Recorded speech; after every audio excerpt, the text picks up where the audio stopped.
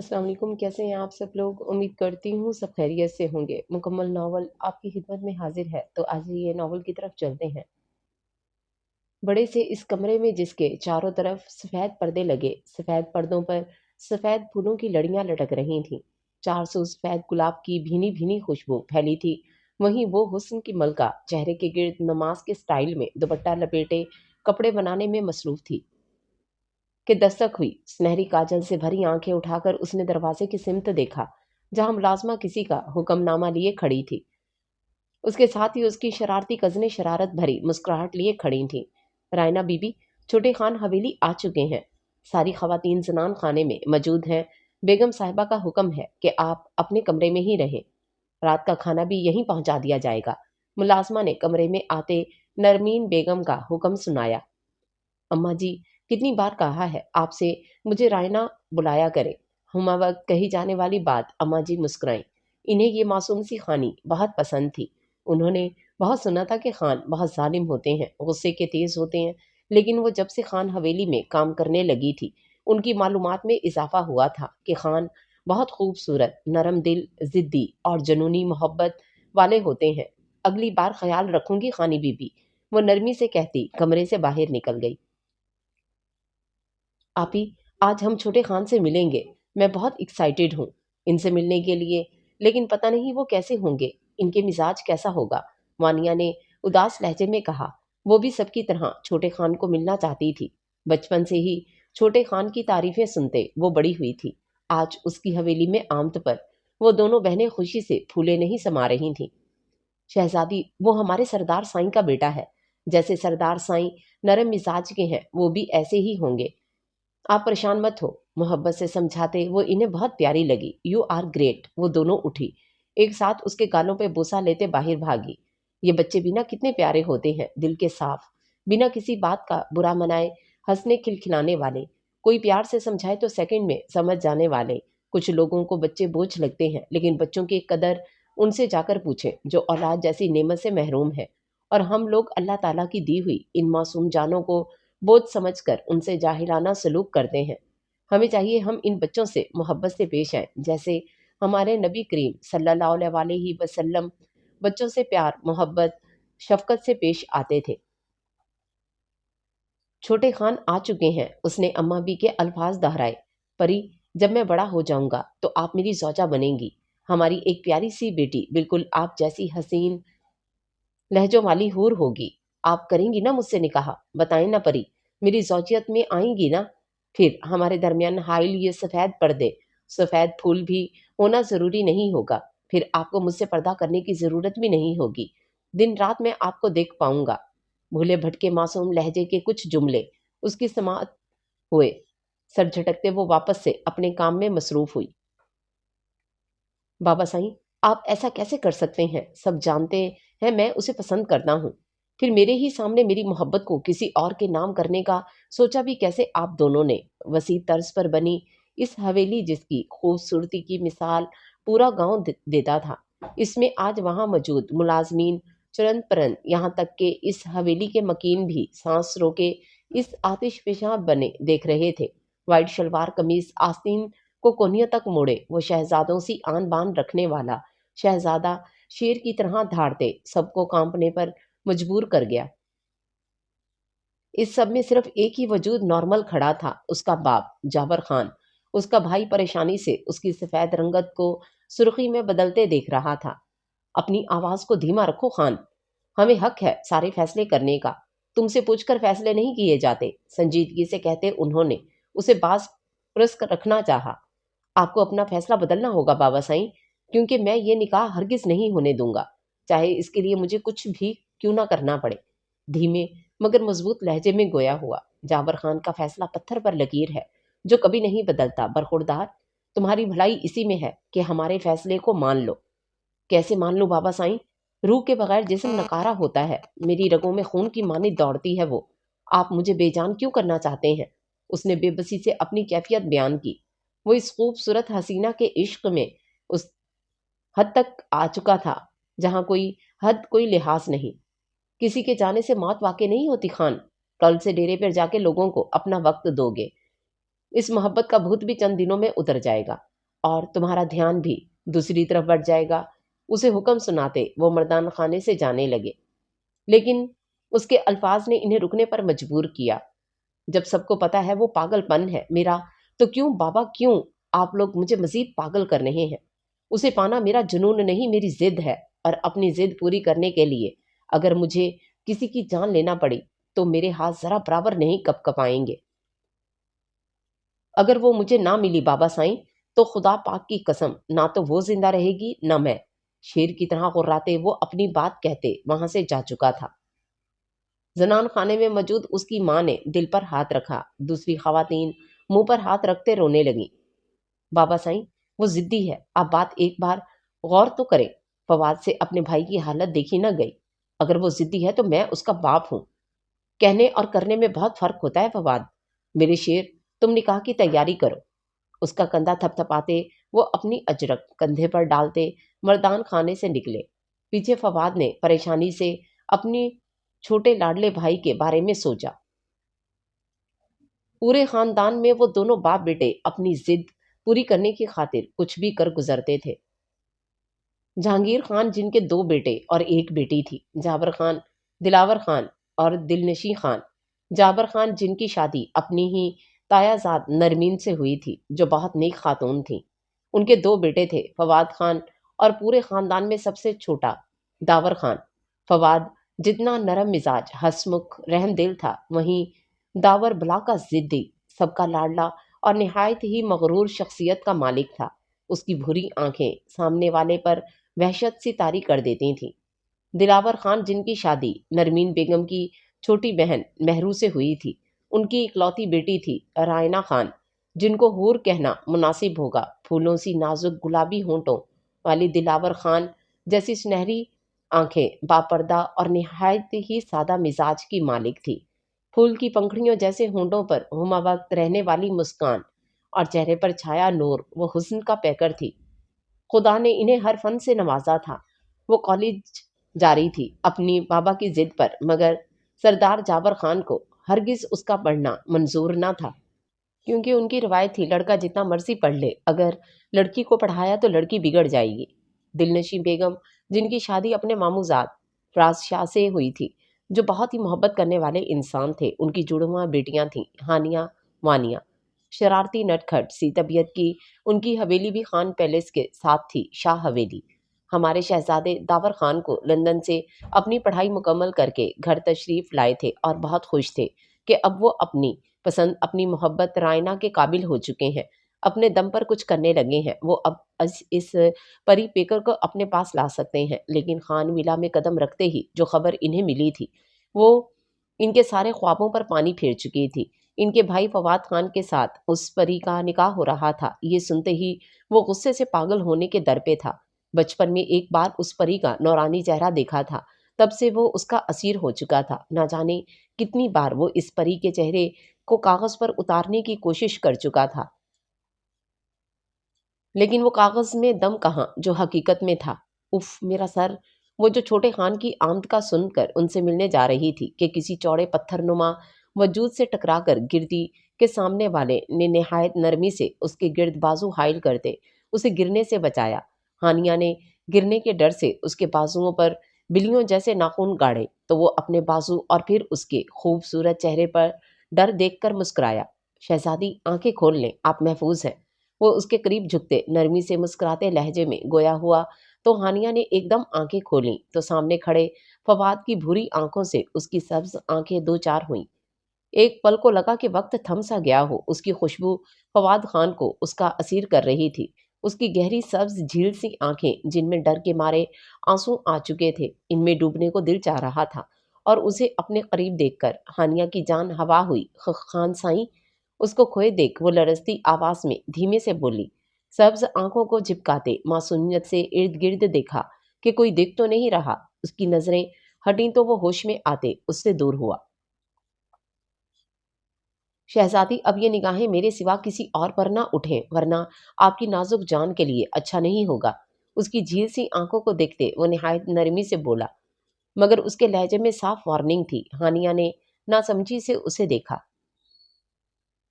خان، آپ کیا کہہ رہے ہیں؟ وہ گھبرائی ہوئی آواز میں بولتی اسے ڈری سہمی سی گڑیا ہی لگی تھی۔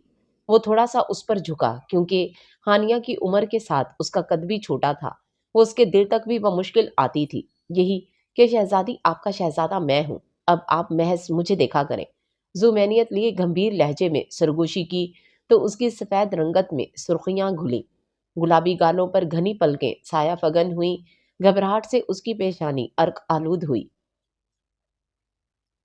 دانتوں تلے لب دبا کر اس نے ہانیہ کا گھبرایا روپ دیکھا۔ شہزادی خود کو تیار کر لے، کچھ دن بعد آپ کا بھی نکاح ہے۔ آپ کا شہزادہ آپ کو اپنے پاس لانے کی پوری تیاری کر چکا ہے۔ اس کی نظروں کی تاب نہ لاتے ہانیہ نے کنارہ کشی کرتے سائیڈ سے ہو کر گزری کہ فواد کے لفظوں نے اس کے قدموں میں جیسے زنجیر سی ڈال دی۔ حیرت سے گنگ وہ منہ کھولے اپنے پیچھے اس کے قدموں کی آہٹ کو خود سے دور جاتا سن رہی تھی۔ ایک دم اسے شرم نے آ گھیرا۔ وہاں سے بھاگتے وہ سیدھا اپنے کمرے میں بند ہوئی۔ دانتوں تلے دبائے لبوں پہ آئی شرمگی مسکراہٹ کو روکا دل تھا مانو پسلیوں سے سر پھٹک رہا تھا۔ اس کا پورا بدن گھبراہٹ اور شرم کے زیر اثر ابھی تک کانپ رہا تھا۔ جلدی سے بیڈ پر لیٹتی کمفرٹ سر سے لے کر پاؤں تک اوڑھ گئی۔ کیا ہوا بیگم؟ آپ پریشان معلوم ہو رہی ہیں۔ دلاور خان کو زیادہ تر ڈیرے پر رہتے تھے، حویلی کے معاملوں سے یکسر انجان۔ مہرو خان کو پریشان دیکھ پوچھے بغیر نہ رہ سکے، سائیں چھوٹے خان سے تو مل چکے ہوں گے آپ؟ آج انہوں نے بوال مچا دیا تھا۔ شیر کی طرح دھاڑتے وہ بس ایک ہی مالا جپ رہے تھے کہ وہ اپنی بچی سے شادی کے خواہش مند ہیں، لیکن سردار سائیں نے اپنا حکم سنایا ہے کہ بڑے خان اور رائنا کا نکاح ہوگا۔ چھوٹے خان بہت غصے میں تھے، مجھے ڈر ہے کہ کہیں وہ میری بچی کو نقصان نہ پہنچا دیں۔ مہرو خان اپنے شوہر کی بہت لاڈلی تھی، اپنے دل میں چھپے خدشات ان پر ظاہر کر گئی، جو نہایت سنجیدگی سے ان کی باتیں سن رہے تھے۔ بیگم، آپ جانتی ہیں کہ خان کبھی بھی ہماری گڑیا کو نقصان نہیں پہنچائے گا۔ کیوں؟ دلاور خان کی بیٹی ہے، اس لیے نہیں، بلکہ اس لیے کہ وہ ایک عورت ہے، اور سب سے بڑی بات اس کی عزت ہے۔ خان مرتے مر جائے گا لیکن کسی بھی عورت کی توہین نہیں کرے گا، اور مجھے اپنی گڑیا کے لیے خان ہی پسند تھے، لیکن بھائی جان کے فیصلے کے آگے بھلا کس کی چلی ہے آج تک؟ بس اب اللہ پاک جو چاہیں گے ہوگا تو وہی، تو آپ کو فکر مند ہونے کی ضرورت نہیں ہے۔ عشاء کی نماز ادا کریں، ہم بھی نماز پڑھ کر آتے ہیں، رسانیت سے انہیں سمجھاتے۔ وہ کافی حد تک ان کا دل ہلکا کر چکے تھے۔ ان کی پیشانی چومتے وہ نماز پڑھنے کے لیے مسجد روانہ ہوئے۔ اللہ پاک، میں گناہ گار انجان ہوں تیرے فیصلوں سے، آپ کرتے ہیں، آپ ہی جانتے ہیں کہ کس فیصلے میں ہماری بھلائی ہے۔ میرے مالک، بس اتنی سی گزارش ہے کہ میرے محرم کے سوا میرے دل و دماغ میں کسی غیر محرم کا خیال بھی نہ آئے۔ مجھے یقین ہے اللہ پاک کہ آپ جو کریں گے اسی میں میری ہم سب کی بہتری ہوگی۔ سفید دوپٹے کے حالے میں لپٹا پر نور چہرے پہ ہاتھ پھیرتی وہ جائے نماز تہہ کر کے جگہ پر رکھتی، قرآن مجید چوم کر سینے سے لگائے وہ بیڈ پر آئی۔ سورہ ملک پڑھ کر اپنے اوپر پھونکتے وہ سب کو اللہ کی امان میں دیتی، قرآن مجید کو غلاف میں لپیٹ کر چوم کر اس کی جگہ پر رکھتی پلٹی، سامنے منہ بنائے کھڑی وانیہ کو دیکھ مسکرائی۔ کیا ہوا میری شہزادی، منہ کیوں سجائے کھڑی ہو؟ بیڈ پر بیٹھ کر ان کو اپنے پاس بلاتے وہ جانتی تھی انہیں نیند نہیں آ رہی ہوگی۔ آپی، ہمیں نیند نہیں آ رہی۔ ہانیہ اور وانیہ دونوں ہی خان حویلی موجود تھیں۔ نیند نہ آنے پر اس کے روم میں آتی بیزاریت سے بولی۔ وہ جو پہلے سے جانتی تھی مسکرا دی۔ وہ جب بھی خان حویلی آتی انہیں نیند نہیں آتی تھی، اور وہ پوری رات رائنا کے روم میں باتیں کرتے پائی جاتی تھی۔ اچھا آج کیا سناؤں آپ لوگوں کو؟ آپی، آپ یہ بتائیں کہ ہر رات آپ سورہ ملک پڑھتی ہیں، ایسا کیوں؟ دونوں جب بھی انہیں دیکھتی وہ قرآن پڑھ رہی ہوتی تھی۔ آج انہوں نے پوچھا تو وہ کھل کر مسکائی۔ روم سے گزرتے داور نے وانیہ کا سوال سنا تو رائنا کا جواب سننے کے لیے وہیں رک گیا۔ سونے سے پہلے سورہ ملک ضرور پڑھنی چاہیے، کیونکہ ہمارے پیارے نبی کریم صلی اللہ علیہ وآلہ وسلم کا فرمان ہے، قرآن حکیم میں 30 آیتوں کی ایک سورت ہے جو اپنے پڑھنے والے کی سفارش کرے گی حتیٰ کہ اسے بخش دیا جائے، اور وہ سورت ملک ہے۔ مطلب یہ کہ اگر سوچ سمجھ کر اور غور و فکر سے پڑھی جائے تو 30 دن تک اس کا اثر دل و دماغ پر رہتا ہے، جو انسان کو راہ راست پر چلنے کی تلقین کرتا رہتا ہے۔ حضرت جابر رضی اللہ تعالیٰ عنہ فرماتے ہیں کہ نبی کریم صلی اللہ علیہ وآلہ وسلم اس وقت تک نہ سوتے جب تک سورت سجدہ اور سورہ ملک کی تلاوت نہ فرما لیتے۔ ایک اور حدیث مبارک میں ہے کہ نبی کریم صلی اللہ علیہ وآلہ وسلم نے فرمایا، یہ صورت عذاب کو روکنے والی اور عذاب سے نجات دینے والی ہے۔ یہ اپنے پڑھنے والے کو عذاب قبر سے بچا دے گی۔ ملک کے معنی حکومت یا بادشاہت کے ہیں۔ اس صورت میں اللہ تعالیٰ کی قدرت و عظمت کا بیان ہے جو اس کائنات کا بادشاہ ہے۔ کفر کے ہولناک نتائج سے ڈرایا گیا ہے اور بتایا گیا ہے کہ اللہ تعالیٰ کی پکڑ سے بے خوف نہیں ہونا چاہیے۔ اللہ تعالیٰ نافرمان بندوں کو دنیا آخرت میں سزا دینے پر قادر ہے۔ اسی لیے میری شہزادیوں، ہمیں بھی چاہیے کہ ہم ہمارے نبی کریم صلی اللہ علیہ وآلہ وسلم کے نقش قدم پر چلیں۔ پیار محبت سے سمجھاتی وہ ان کے دل میں اتر رہی تھی۔ محبت بھرا لہجہ، اس حسینہ کی سریلی آواز اس کے کانوں میں رس کھول رہی تھی۔ اس کا دل کیا سب چھوڑ چھاڑ کر وہ بس اسے سنتا جائے۔ اسے دیکھنے کو دل مچلا، لیکن ابھی وہ اس کی نامحرم تھی۔ وہ اپنے ساتھ اس کو بھی گناہ گار نہیں کرنا چاہتا تھا۔ دل کو ڈپٹتے وہ نہ چاہتے ہوئے بھی جن قدموں پر آیا تھا اسی پر پلٹ گیا۔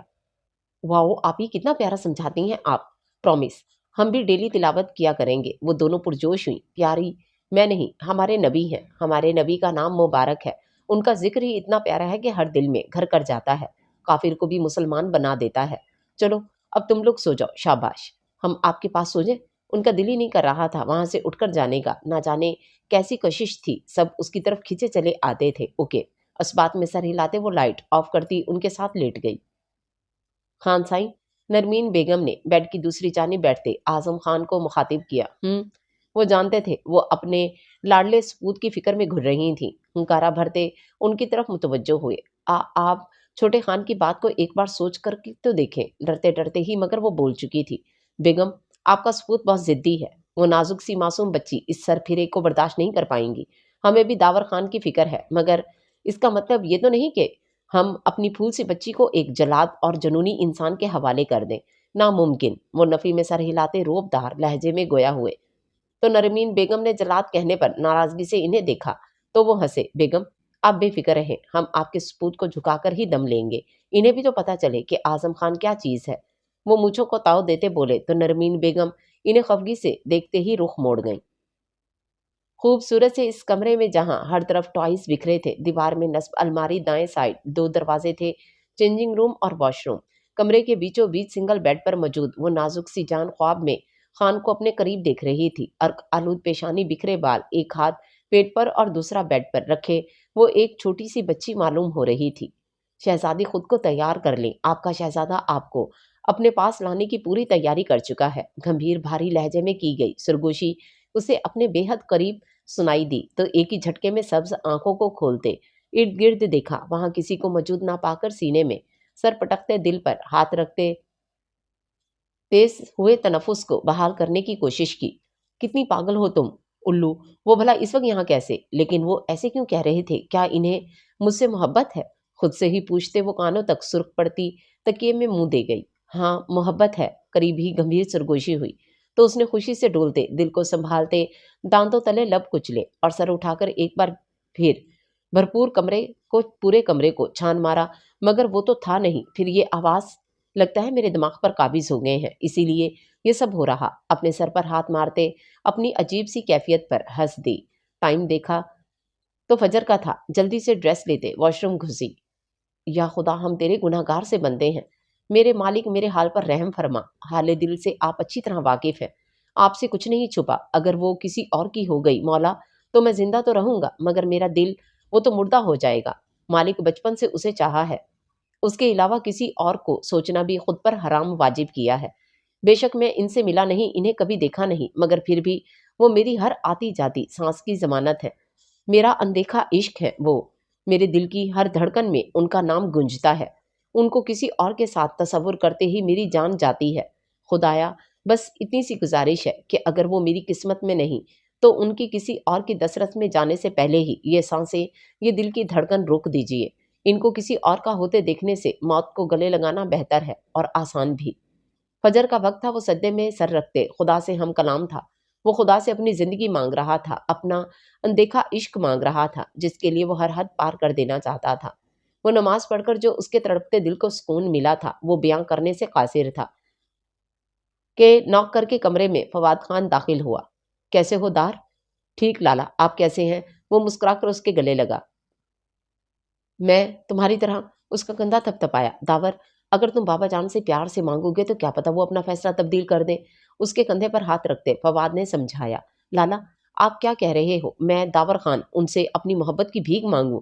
میں لالا جب محبت خود کی ہے تو اسے حاصل بھی خود کر لوں گا، اور مانگا خدا سے جاتا ہے، مٹی کے انسانوں سے نہیں۔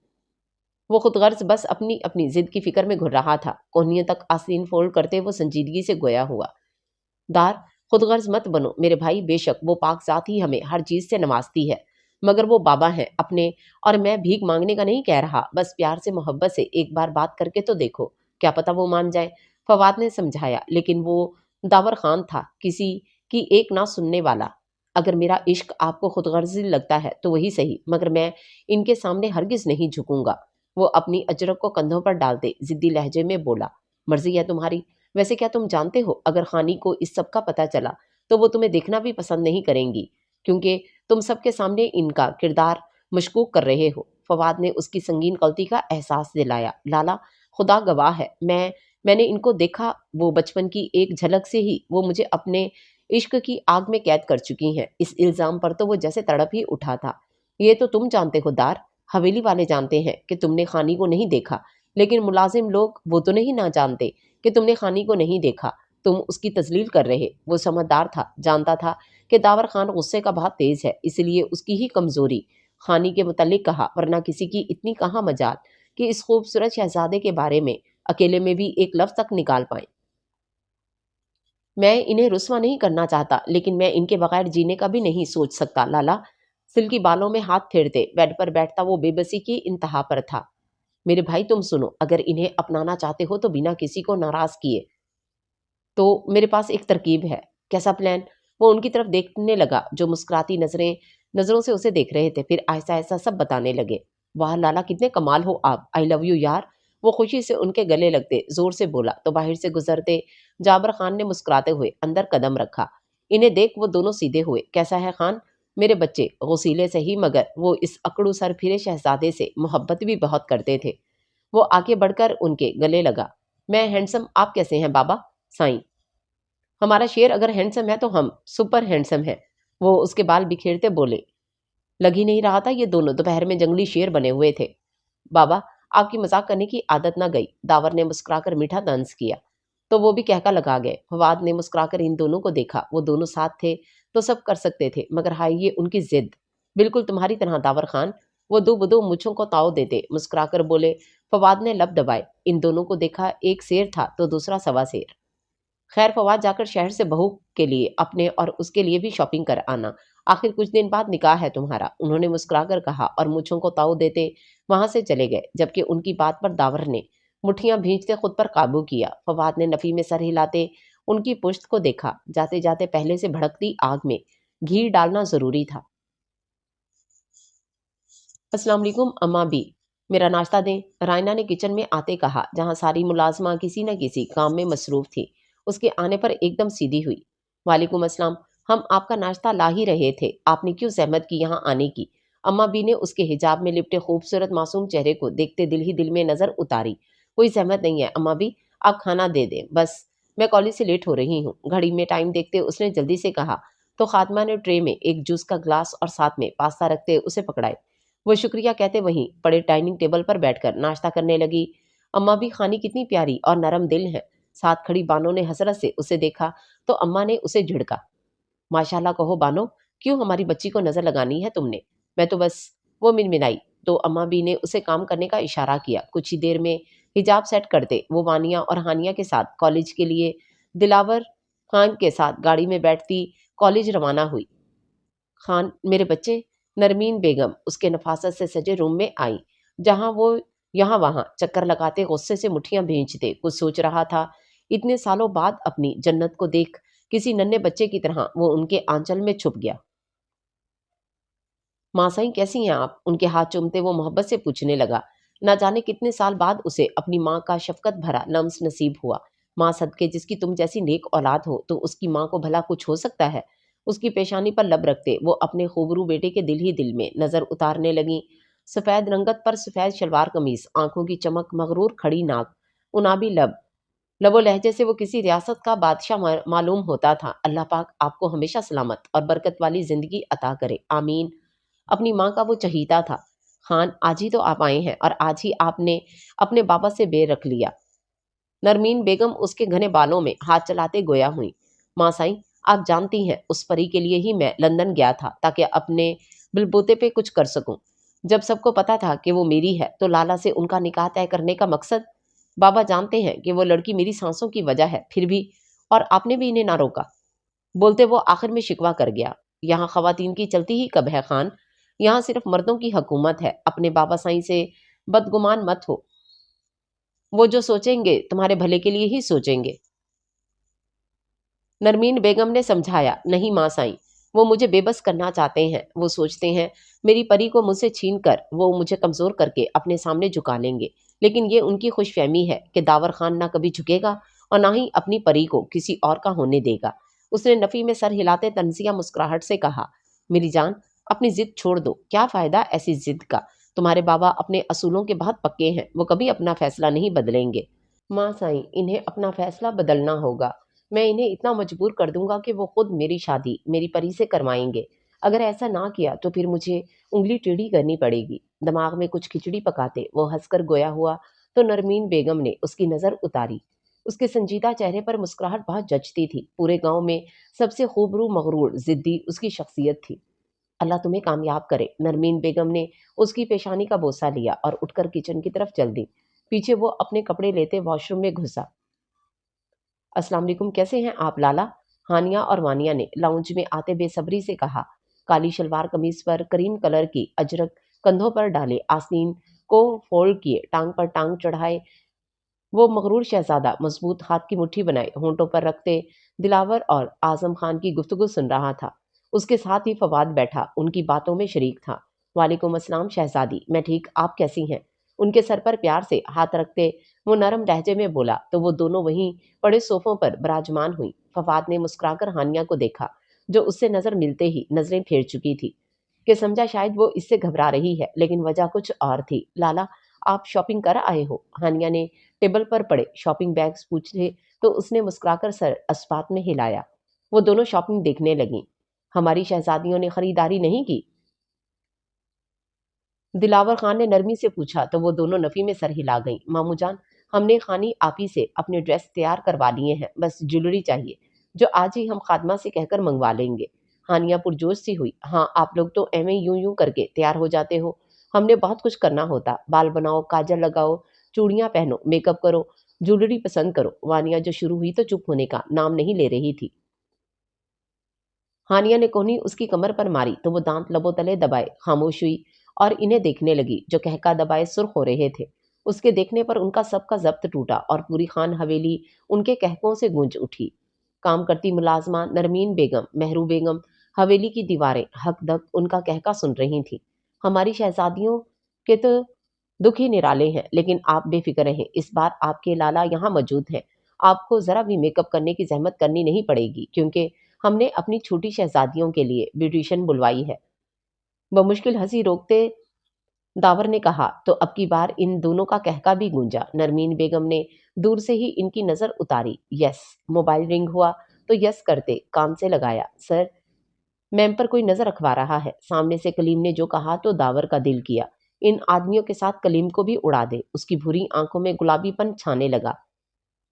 کیچم مٹھیاں بھینچتے سختی سے کہا اور کال کٹ کی تو ان سب کو اپنی طرف متوجہ پایا۔ شہزادی، آپ لوگ یہ بیگز ان کے روم میں لے جائیں، وہ مشکل دھیمے سے لہجے میں کہتے وہ لمبے لمبے ڈگ بھرتے لاؤنج سے ہی نکل گیا، جبکہ ان تینوں نے اس کے سرخ چہرے اور ہاتھوں کی ابھری رگوں کو دیکھا اور نفی میں سر ہلایا، نہ جانے کس کی شامت آئی تھی۔ اوکے، وہ دونوں کندھے اچکائے بیگز اٹھاتی رائنا کے روم کی طرف بڑھی۔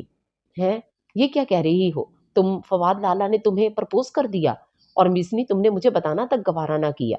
وہ اس کے حجاب میں سے نظر آتی آنکھوں کو دیکھتے وہ کھڑے ہوتے غصے سے مٹھیاں بھینچے بولی، میری ماں اب بتا تو رہی ہوں، اس میں اتنا غصہ ہونے والی کیا بات ہے؟ ہانیہ نے اسے واپس بٹھاتے کہا۔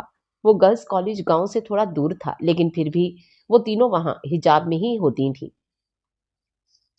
لیکن پھر بھی ہانی، ان کی شادی تو خانی آپی سے ہو رہی ہے، تو تمہیں اس طرح کی بات کرنے کا کیا مقصد ہے ان کا؟ وہ مشکوک لہجے میں کہتی پیشانی مسلنے لگی۔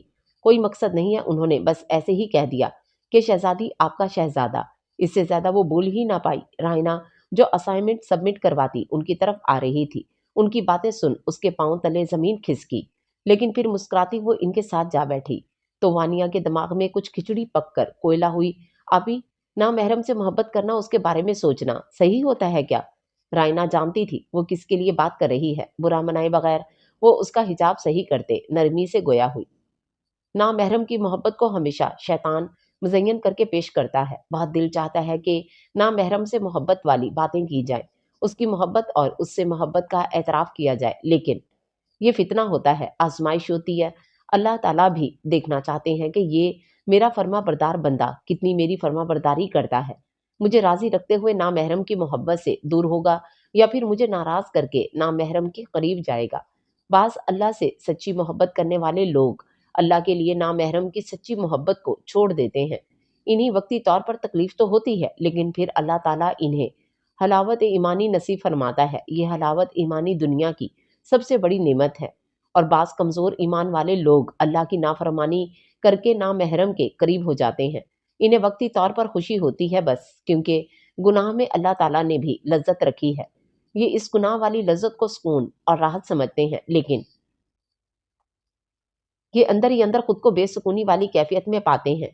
یہ فتنہ ہر انسان کے ساتھ پیش آتا ہے۔ محبت کوئی گناہ نہیں ہوتی، بس محبت کی شرط نکاح ہے۔ محبت خدیجہ رضی اللہ تعالیٰ عنہا کو بھی آقا رسول صلی اللہ علیہ وآلہ وسلم سے ہوئی تھی، اور انہوں نے فوراً نکاح کا پیغام بھیجا تھا۔ نامحرم کی محبت کتنی بھی پاک کیوں نہ ہو، اگر آپ کی منزل نکاح نہیں تو وہ رشتہ حرام ہے، وہ اللہ کے ہاں قابل قبول نہیں ہے۔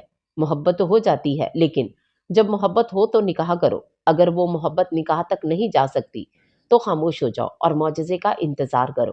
اگر وہ آپ کے نصیب میں ہے تو آپ کو ضرور ملے گا، سالوں بعد ہی کیوں نہ ملے، وہ آپ کو مل کر رہے گا۔ میں نے حقیقت آپ کے سامنے رکھ دی ہے، اگر آپ سمجھدار ہوں گی تو کبھی بھی غلط قدم نہیں اٹھائیں گی شہزادی۔ اس کی باتیں سن ہانیہ کا دل اداس ہوا۔ آخر جو بھی تھا وہ اس کا نامحرم تھا۔ شرمندگی نے اسے آ گھیرا تو اس کی آنکھیں نم ہوئی۔ چلے بابا آ گئے۔ دلاور خان کو دیکھ وہ ان دونوں کو دھیان اپنی جانب کھینچ گئی۔ وہ دونوں مسکراتی گاڑی کی طرف بڑھی۔ وہ جو گاؤں کی سرحد سے باہر نکل چکا تھا، جو قدرے سنسان جگہ تھی کہ اتنے میں اسے ایک پراڈو اپنے پیچھے آتی نظر آئی۔ اس نے نظر انداز کرتے گاڑی کی سپیڈ بڑھائی۔ وہ پراڈو تیز رفتار سے سڑک کے بیچوں بیچ گول گول گھومنے لگی کہ وہ جلدی سے بریک پر پاؤں رکھتے بوکھلایا۔ اس کا شک پختہ یقین میں بدلنے لگا تھا۔ وہ خان تھا۔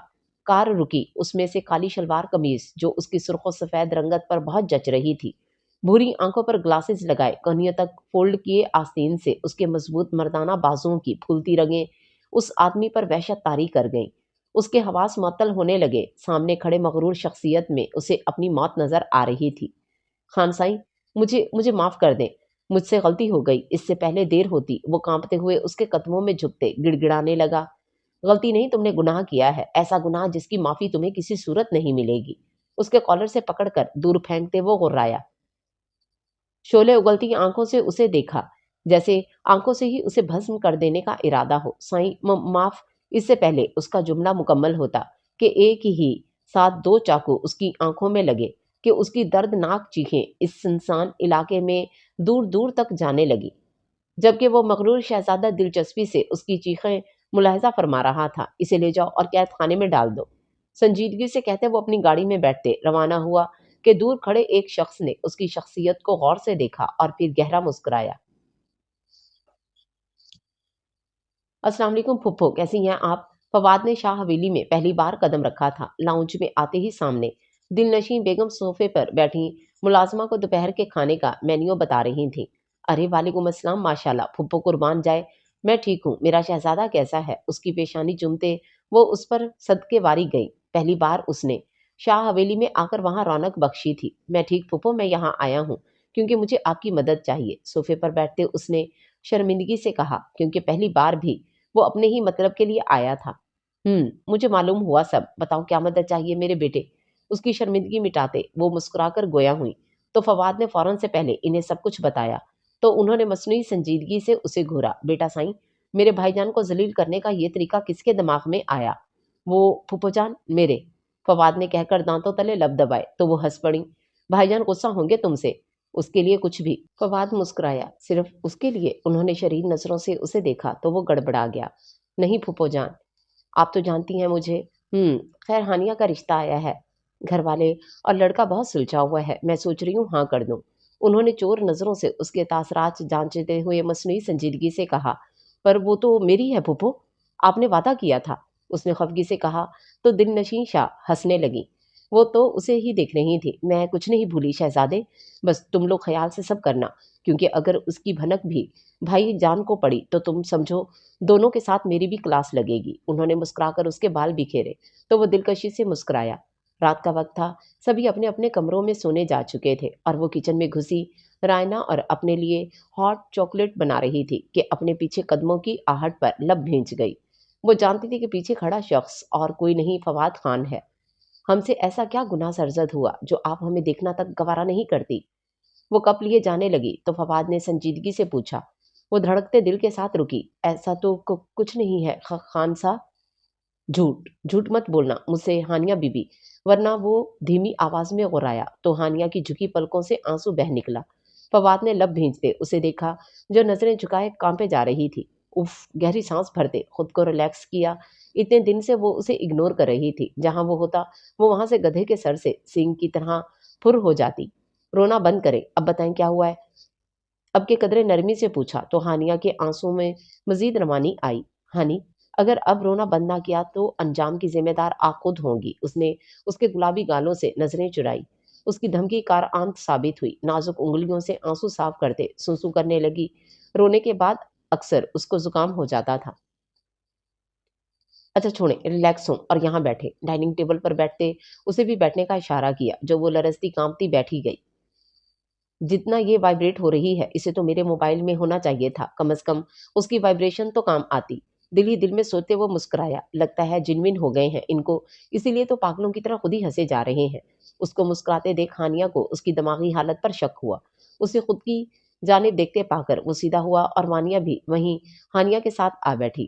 کیا یہ شہزادیاں اپنے چھوٹے خان کی تھوڑی ہیلپ کریں گی؟ اس نے ان کی طرف امید سے دیکھا۔ اگر ہانیہ منع کر دیتی تو بنے بنائے پلان پر مٹی ڈل جانی تھی۔ جی کیا مدد چاہیے انہیں ہماری؟ ان کے لیے تو ہم کچھ بھی کرنے کو تیار ہیں۔ مانیہ پرجوش ہوئی تو ہانیہ نے بھی سوالیہ نظروں سے اسے دیکھا۔ اچھا سنو، کل تم، وہ انہیں آہستگی سے بتانے لگا۔ جیسے جیسے وہ بتا رہا تھا ویسے ویسے مانیہ کا چہرہ ایڈونچر اور ہانیہ کا خوف سے رنگ سفید پڑنے لگا تھا۔ میں نہیں کروں گی ماموں جان، مار ڈالیں گے۔ ہانیہ نے صاف انکار کیا تو فواد نے گھر کر اسے دیکھا۔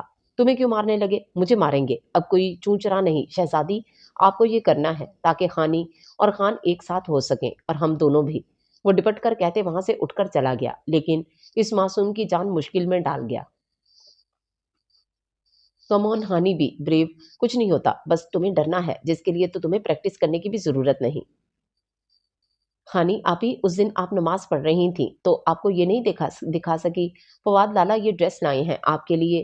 وانیہ نے داور خان کا حوالہ دیتے کپڑے نکال کر دکھائے۔ یلو اور گرین کلر کا شرٹ اور شرارہ تھا جسے دیکھ نائنا کا مسکراتا چہرہ ماند پڑا، کیونکہ شرٹ کی بیک پر صرف ڈوریاں تھیں۔ اس کے علاوہ یہ ڈریس خان لالا کی پسند کی ہے۔ یلو پاؤں کو چھوتا فراک جس کے گلے اور بارڈر پر گولڈن نفیس سا کام کیا ہوا تھا، گرین کلر کا چوڑی دار پاجامہ اور گرین ہی دوپٹہ تھا جس کے بارڈر پر زیادہ کام ہوا ہوا تھا۔ ہانیہ نے دانتوں تلے لب دبائے۔ یہ اچھا ہے۔ ہاٹ چاکلیٹ کا مگ لبوں سے لگاتے وہ مسکرائی تو وانیہ اور ہانیہ نے ایک دوسرے کو دیکھتے آنکھ ماری۔ چلیں شب بخیر، کل آپ کی مایوں ہے، سو جائیں۔ ڈریسز سمیٹ کر الماری میں رکھتے وہ باہر کو بڑھی۔ رائنا نے مسکرا کر انہیں دیکھا، پھر سائڈ لیمپ بند کرتی خود بھی کمفرٹ میں چھپے سونے لگی۔ خانی آپی کو فراق پسند آیا؟ ہانیہ نے داور کو شریر نظروں سے دیکھتے کہا تو اس کی بھوری آنکھوں میں چمک دیکھنے لائق تھی۔ دانتوں تلے لب دبائے، مسکراہٹ روکی جو اسے دنیا کا مشکل ترین کام لگا۔ ارے ہنسنے لالا، ہم نہیں لگاتے نظر۔ وانیہ نے اس کے سرخ چہرے کو دیکھتے شرارت سے کہا تو داور نے اسے مصنوعی گھری سے نوازا۔ ہنس لوں، کیا پتا کل بابا سائیں کے سمجھ تو سب گئے ہوں گے۔ ہانیہ کو دیکھتے وہ ڈرانے کے لیے بولا تو ہانیہ نے مسکین سی صورت بنائے داور کو دیکھا۔ لالا آپ شرم کریں ذرا، ہماری گڑیا کو کیوں ڈرا رہے ہیں؟ چلو گڑیا آپ لوگ آرام کریں، صبح ملیں گے، اوکے گڈ نائٹ۔ انہیں کہتے وہ فواد کے کندھے کے گرد ہاتھ ڈالتے باہر کو بڑھا۔ لالا کا کام کیا کر دیا، شہزادی سے گڑیا بن گئے، وانیہ نے مسکرا کر کہا تو ہانیہ نے اسے گھورا اور घुप अंधेरा करते सोने की तैयारी करने लगी। बेगम कब तक यूं रूठे रहने का इरादा है? नरमीन बेगम की नाराजगी वो कब से महसूस कर रहे थे, मगर वो कमरे में आती ही नहीं थी। अभी फजर की नमाज के बाद वो रूम में आए तो नरमीन बेगम कमरा समेटती नजर आई। हमारे रूठने से आपको क्या फर्क पड़ता है साईं? हमारी औकात, आप हमारी तजलील कर रही हैं। वो सख्त लहजे में नजरें इनके चेहरे पर गाड़ते धीमी आवाज में गुर्राए। नरमीन बेगम ने मायूसी से इन्हें देखा। अब भी वो सख्त लहजे में बात कर रहे थे। माफी चाहते हैं साईं, वो भीगे लहजे में कहती जाने लगी। उनका हाथ अपने हाथों में लेते वो इन्हें अपने साथ सोफे पर बिठा गए। आप क्यों अपने बारे में ऐसे अल्फाज का चुनाव करती हैं बेगम, जो हमें आपसे सख्त लहजे में बात करने पर मजबूर करें? इनके आंसू उंगली के पूर से साफ करते वो मुस्कुराए। थोड़ा सा गुस्सा और इनकी बेगम की हालत पतली होने लगती थी। आप जानते हैं, मेरा बेटा मेरी जान है। छोटा सा मुंह बनाया हुआ होता है उसने। मेरे दिल को धचका लगा रहता है। अगर उसके गुस्से में उसने कुछ कर दिया तो? खौफ से कहते वो खुद ही परेशान थी। जितना मैं आपके सुपुतों को जानता हूँ, उसने कहा है तो वो करेगा भी। आप बस तैयारियां करें, आज दुल्हनों की मेहंदी है। उनकी पेशानी चूमते वो उनका सर थपकते बाहर को बढ़े। दुल्हनों की? नासमझी से उनकी बात दोहराई, फिर समझ में आते ही मुस्कुराकर बाहर को बढ़ी। खान हवेली को किसी दुल्हन की तरह सजाया गया था, जहां लाउंज में इस वक्त सभी मौजूद थे कि रायना को दिलावर खान के साथ बाहर जाते देख मेहरू बेगम के दिल बेचैन हुआ। बेटा कहाँ जा रही हैं आप? आज मेहंदी है, मेहमान आना शुरू हो जाएंगे और आप कॉलेज जा रही हैं। आज भी? मेहरू बेगम ने उसके करीब जाते टोका तो वो मुड़ी। दावर तो उसकी तरफ रुख ही मोड़ चुका था, लेकिन कमबख्त दिल उसकी जानिब ही मुतवज्जो था। मोरे, बस 5 मिनट की बात है, हम असाइनमेंट सबमिट करवा कर आ जाएंगे, वो धीमी आवाज में गोया हुई। जाने दे, बच्ची को जल्दी आ जाएगी, आजम खान ने कहा तो वो मुस्कुराती नजरों से इन्हें देखती बाहर को बढ़ी। कुछ घंटे उसके बाद आप मेरी, उसने जैसे खुद से अहद करते फवाद को इशारा किया, जिसे समझते उसने ओके का इशारा किया और उठकर बाहर को चल दिया। कुछ देर की मसाफत के बाद वो कॉलेज के सामने थे। बेटा आप जाए, मैं थोड़ी देर में आपको लेने आता हूँ। ओके, उसका सर चूमते दिलावर खान ने कहा और उसके कॉलेज में इंटर होते ही गाड़ी डेरे की तरफ मोड़ ली। खान साईं, खानी बीबी के कॉलेज में मलिक सफदर घुस गया है। मर्दान खाने में वो जो अपने मेहमानों के साथ महवे गुफ्तगू थे कि कलीम हाँपते हुए वहां आया और लरस कर कहा। वो सब फौरन से खड़े हुए। उसकी बात सुन वो तूफान बना वहां से निकला। रश ड्राइविंग करते वो कुछ ही मिनट में कॉलेज के अंदर था, जहां हर तरफ लड़कियां डरी सहमी खड़ी थीं। खान को देखते ही उनकी उम्मीद भरी नजरें उस पर जम सी गईं। जो वाइट कल्फ लगे सूट में काली अजरक कंधों पर डाले, बादशाहों सी आन बान रखने वाला शहजादा, जिसकी सफेद रंगत गुस्से से सुर्ख हो रही थी, माथे की उभरी नसें वाजे होती उसके सख्त इश्तियाल में आने की निशानदही कर रही थी। शोले उगलती निगाहों से इन सब के बीचों बीच बैठे मलिक सफदर को देख, जो उसकी एक नजर से ही डर कर उठ खड़ा हुआ। आओ खान साहब, तुम्हारा ही इंतजार था। सुना है तुम्हारी हवेली की राह, उनका नाम तो आज तक मैंने नहीं लिया, तो तुम जैसे घटिया शख्स की इतनी औकात कहाँ कि उनका नाम भी अपनी गंदी जुबान पर ला सको। जनाटेदार थप्पड़ उसके गाल पर मारते वो शेर कितना धाड़ा तो वहां खड़ी लड़कियां सहमी एक दूसरे के अंदर छुपने लगी। थप्पड़ ऐसा पड़ा था कि मलिक सफदर को अपनी छठी के दांत याद आ गए थे। डर उसकी आंखों में वाजे था। वो दोबारा उस पर हाथ उठाता कि कलीम ने उसके कान में सरगोशी की, तो वो सर झटक कर यहाँ वहां नजरें दौड़ाते रायना को ढूंढने लगा, मगर वहां नहीं थी। वो क्लासेस में जाकर देखने लगा, मगर वो वहां भी नहीं थी। अब उसे रायना की फिक्र सताने लगी। कुछ सोचकर टेरेस पर गया तो ठंडी हवाएं उसके माथे पर बिखरे बालों के साथ छेड़खानी करने लगी। इर्द गिर्द देखा तो वो कहीं नहीं थी। वो वापस जाने को पलटा। छोटे खान, सहमी सी लरजती आवाज पर वो चौंका। इर्द गिर्द देखा, वो कहीं नहीं थी। कुछ टैंक वहां मौजूद थे, जहां से वो गाउन में छुपी निकली। लंबी पलकों की चिलमन से आंसू टपकते उसके हिजाब में जज्ब हो रहे थे। एक बार नजरें उठाकर उसे नहीं देखा। उसके आंसू उसके दिल पर गिर रहे थे। वो बेचैन हुआ, लेकिन बेबस था। वो कुछ कर ही नहीं सकता था, क्योंकि वो उसकी नहीं थी। आप रोए मत, चले नीचे, आपके बाबा आपका वेट कर रहे हैं। भटकती नजरों को बामुश्किल नीचे झुकाए वो संजीदगी से बोला, तो रायना जल्दी से सीढ़ियां उतरते सहमे खरगोश की तरह दिलावर खान के हिसार में जा छुपी। कितनी लकी हैं ये, खुद तो प्यारी हैं सो हैं, लेकिन शौहर भी माशाअल्लाह, अल्लाह नजरे बद से बचाए। दावर ने किसी लड़की की सरगोशी सुनी तो लब दबाए, मुस्कुराहट रोकी। दिलावर खान ने उसे लेकर गाड़ी में बैठते हवेली की तरफ रवां दवां हुए। उनके पीछे ही दावर अपनी गाड़ी में था। ہر طرف گہما گہمی تھی، دور دور سے لوگ خانہ کعبہ کی زیارت کو آئے تھے۔ وہیں وہ دونوں اس پاک زمین پر بیٹھے تھے، ان کا نکاح پڑھایا جا چکا تھا۔ اب وہ اس کے کندھے پر سر رکھے اس کو تلاوت کرتے سن رہی تھی۔ اس کی دلکش آواز اس کے کانوں میں رس گھول رہی تھی۔ ایک سکون دل و دماغ پر چھایا ہوا تھا۔ اس نے تلاوت ختم کرتے دعا کے لیے ہاتھ اٹھائے اور دعا مکمل کی اور سر جھکا کر اسے دیکھا جو اس کے کندھے سے لگی پرسکون تھی۔ کچھ پڑھ کر اس کے اوپر دم کیا۔ میری جان، اس کی پیشانی پر لب رکھتے اپنا پرحدت لمس چھوڑا تو وہ مسکرا کر آنکھیں وا کرتی اسے دیکھنے لگی، مگر وہ تو حویلی اپنے کمرے میں موجود تھی۔ یا اللہ، دھڑ دھڑ کرتے دل پر ہاتھ دھرتے وہ مسکرائی۔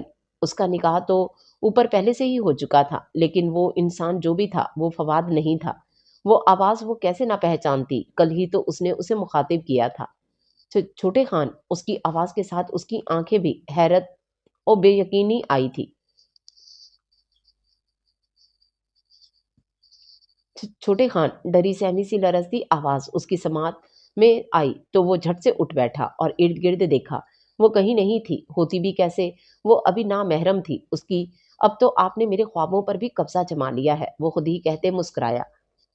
لبوں پر دل فریب سی مسکراہٹ کھل رہی تھی۔ اب گزارا ناممکن ہے خانی۔ وہ اپنے بالوں میں ہاتھ پھیرتے لبوں کو دانتوں تلے دباتے سوچنے لگا۔ دوپہر کے 2 بج رہے تھے۔ موسم بھی کافی خوشگوار تھا اور خلاف معمول آج ہر طرف گہری خاموشی چھائی تھی۔ حویلی میں کوئی ملازم نظر نہیں آ رہا تھا۔ اتنے میں حویلی کی در و دیوار دل خراش چیخ سے کانپ اٹھے۔ حویلی کے مکین جس میں دل نشیں شاہ بھی تھیں باہر آئے تو ان سب کی آنکھیں حیرت سے پھٹی۔ فواد صاحب گن ہانیہ کے سر پر رکھے کھڑے تھے اور ہانیہ بی بی گن اپنے سر پر محسوس کرتے ہی بے ہوش ہونے کے قریب تھیں۔ دل نشیں شاہ نے لب بھینجتے مسکراہٹ روکی۔ خان، یہ کیا کر رہے ہیں آپ؟ نرمین بیگم جلدی سے اس کے پاس آئیں۔ بس کرو مورے، کیا آپ کو نہیں معلوم کہ اس لڑکی کا رشتہ بچپن سے میرے ساتھ طے تھا؟ پھر بھی آپ لوگوں نے میری جان عذاب میں جھونک رکھی ہے۔ اس کی پیشانی پر گن کا دباؤ بڑھاتے وہ غصے سے پاگل ہوا۔ اعظم خان سینے پر ہاتھ باندھے ان کے ڈرامے دیکھ رہے تھے۔ لالا سائیں، آپ کی شادی شہزادی سے ہی ہوگی، آپ بے فکر رہیں، لیکن پلیز گن ہٹا دیں، داور نے مصنوعی پریشانی سے کہا تو اعظم خان نے اپنے ثبوت کو گھورا۔ یہ اولادیں کیوں بھول جاتی ہیں کہ ان کے باپ نے دنیا دیکھی ہے؟ ارے گن رکھو، اس کو تابے داری سے گن ہٹاتے دیکھ داور کا دل چاہا اپنا ماتھا دیوار میں دے مارے۔ میں تب تک یہ گن نہیں ہٹاؤں گا جب تک بابا سائیں نہ کہہ دیں کہ ہمارا نکاح آج ہی کرائیں گے۔ وہ زور سے بولا تو اعظم خان نے اس کی طرح قدم بڑھائے جسے دیکھتے فواد کی سانس رکی۔ ہانیہ کا وجود لرزنے لگا تھا۔ ہاں خان، چلاؤ گولی، ہم بھی دیکھیں اعظم خان کے بیٹے میں کتنا دم ہے۔ مونچھوں کو تاؤ دیتے وہ اطمینان سے اس کے اڑے رنگ دیکھنے لگے۔ بابا سائیں، کیا کہہ رہے ہیں آپ؟ مان جائیں نکاح کے لیے، داور نے کہا۔ فواد خان، گولی چلاؤ، وہ روبدار لہجے میں گویا ہوئے۔ فواد کا سانس رکا، داور کی طرف دیکھا جو دلنشیں شاہ کو دیکھ رہے تھے۔ دلنشیں شاہ کو پتہ چل چکا تھا کہ ان کے بھائی کو سب معلوم ہو چکا ہے۔ سانس روکے وہ اب اس تماشے کے ختم ہونے کا انتظار کر رہی تھی۔ ناٹک ہی کرنا تھا تو کم از کم گن ہی اصل رکھ لیتے۔ پلاسٹک کی گن اٹھا کر تم لوگ قتل کرنے چلے ہو۔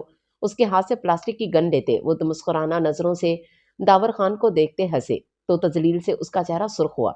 داور، قاضی صاحب کو بلاؤ، آج ہی ان چاروں کے نکاح ہوں گے ہماری مرضی سے۔ وہ زوردار آواز میں دھاڑے تو ہانیہ سہم کر فواد کے پیچھے چھپی۔ وانیہ رائنا کے ساتھ باتوں میں مصروف تھی کہ تاکہ وہ باہر کے ناٹک کو دیکھ یا سن نہ سکے۔ داور مٹھیاں بھینچے وہاں سے واک آؤٹ کر گیا۔ بھائی جان، آپ کیوں تنگ کر رہے ہیں انہیں؟ بتا دینا کہ آپ یہ سب صرف داور کو دکھانے کے لیے کر رہے ہیں، دلنشیں شاہ نے منت بھرے لہجے میں کہا۔ بچے، آپ کے بھتیجے کی ضد توڑوانی ہے، میں چاہتا ہوں وہ خود مجھ سے کہے کہ اسے خانی اپنے نکاح میں چاہیے۔ وہ مونچھوں کو تاؤ دیتے مسکرائے۔ دلنشیں شاہ نے سر پکڑا، ادھر یہ ضدی باپ، وہاں ان کا پاگل بیٹا، دونوں ہی ضد چھوڑنے کا نام نہیں لے رہے تھے۔ وہ بچہ ہے لیکن آپ تو سمجھداری دکھائیں۔ آخری کوشش کی گئی مگر انہوں نے نفی میں سر ہلایا تو دلنشیں صاحبہ نے سر جھٹکا۔ یہ گھبراہٹ کیوں؟ کہیں آپ کو ڈر تو نہیں لگ رہا؟ ان دونوں کو اپنی انگلیاں مروڑتے دیکھ کر وانیہ شریر ہوئی تو ہانیہ نے اسے گھورا۔ گھبراہٹ کیوں؟ ہم کون سا کسی کا شوہر چوری نکاح کرنے جا رہے؟ بھائی ذاتی شوہر بنیں گے، تم چپ کر جاؤ ورنہ منہ توڑ دوں گی۔ اپنی گھبراہٹ کو غصے میں بدلتی وہ اس پر چڑھ دوڑی تو وہ زبان دکھاتی باہر کو بھاگی۔ بیٹا، آپ تیار ہیں؟ مہرو خان نے رائنا کے کمرے میں آتے پوچھا جو سادہ سے سفید فراک میں ریڈ حجاب چہرے پر بے تحاشا معصومیت لیے سفید پری معلوم ہو رہی تھی، اور ہانیہ بھی اسی طرح کے لباس میں موجود تھی۔ ماشاءاللہ، میری بچیاں کتنی پیاری لگ رہی ہیں، اللہ پاک کالی نظر سے بچائے۔ پیسے اس کے اوپر مارتے وہ اماں بھی کو غریبوں کو دینا کہتی اس کے ماتھے پہ لب رکھ گئی، جو مسکرا کر انہیں ہی دیکھ رہی تھی۔ ماں سائیں، رائنا نے دھیمے لہجے میں کہا، نہ جانے کیوں اس کا دل اداس تھا۔ بظاہر تو وہ ہنس رہی تھی، مگر اس کا دل کسی اپنے کے دکھ میں شریک ہوتا دکھی تھا، جبکہ ہانیہ تو ان کے دلنشیں شاہ کے گلے لگی رو پڑی۔ دلنشیں شاہ کی آنکھیں نم ہوئیں۔ آ جائیں، نیچے بلا رہے ہیں، خادمہ نے آ کر کہا تو مہرو بیگم نے ان کے گرد لال چادر اڑائی۔ کہاں رہ گئی مہرو؟ نرمین بیگم نے کہا کہ انہیں زنان خانے میں داخل ہوتے دیکھ وہ سب اپنی جگہ سے اٹھے۔ وہاں کئی عورتیں موجود تھیں، اسے لیے وہاں پڑے صوفے پہ بٹھایا گیا۔ حجاب میں وہ بہت خوبصورت لگ رہی تھی کہ اعظم خان اور دلاور خان نے زنان خانے میں قدم رکھا تو سب خواتین نے خود کو ڈھانپا۔ رائنا، دلاور خان، ولد دلاور خان، آپ کو داور خان کے نکاح میں دیا جاتا ہے، کیا یہ نکاح آپ کو قبول ہے؟ قبول ہے، کامتے ہونٹوں سے سرگوشی نما نکلا اور آنسوؤں کا ریلا بہتے نکاح نامے کو بھگو گیا۔ 3 بار قبول ہے کہنے پر دلاور خان نے جھک کر اس کے سر پر لب رکھے۔ اعظم خان نے اس پر داور کی اجرک اڑائی۔ ہانیہ فراز شاہ، ولد فراز شاہ، آپ کا نکاح فواد خان ولد اعظم خان کے نکاح میں دیا جاتا ہے، آپ کو یہ نکاح قبول ہے؟ اعظم خان نے پوچھا، مگر وہ کپ کپاتی خاموش بیٹھی تھی۔ آنسو اس کے گلابی ہاتھوں کو بھگو رہے تھے کہ سر پر باپ کا شفقت بھرا ہاتھ محسوس کر کے اس کے لرزتے دل کو ڈھارس ملی۔ قبول ہے، کپ کپاتے لب وہ نکاح نامے پر سائن کرتے۔ فراز شاہ کے گلے لگے رو پڑی۔ فراز شاہ نے اس کے اوپر فواد کی شال لپیٹی اور سر پر بوسہ دیتے ان دونوں کے لیے دعا کی اور زنان خانے سے نکلے۔